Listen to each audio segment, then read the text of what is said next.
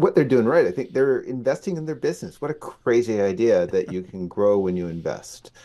But yeah, that's different than a lot of the media industry right now, where they're really talking more in terms of austerity. And what a shocker, they're not really growing as much. Yeah. I think they've been focused on a global opportunity, and the fact that there is more growth from globalization, also shocking statement, and yet it seems to work. Ryan, my reading of this, and of course, this has everything to do, folks, with our new distribution of Apple CarPlay, and we're absolutely thrilled with the YouTube live response. Look for that Bloomberg podcast. I'll do all that on LinkedIn and Twitter and that. But Brian, to me, it's almost monopsonistic in that there's going to be a few standing.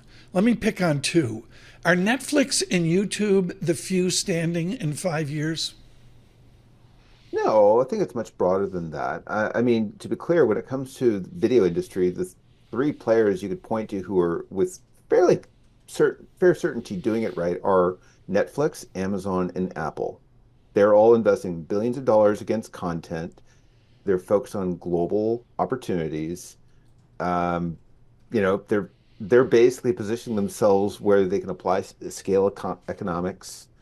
So they're all in pretty good shape. Disney, notwithstanding some setbacks, is relatively better off than others. At least they are more focused on the global opportunity than others. They're just kind of Disney's a little strategically adrift right now. I assume they'll get their footing once, well, either Iger has his team in place, because I don't think he does necessarily, or whenever there's a successor. But they really do seem to have the right bones, for lack of a better word. I think it's the others who are in a really, really bad place. Comcast, I should add, also because they're not going anywhere with NBCU. They'll be fine probably, but I think that they also haven't invested as much against the global opportunity outside of Sky, really covering just a handful of markets for the most part.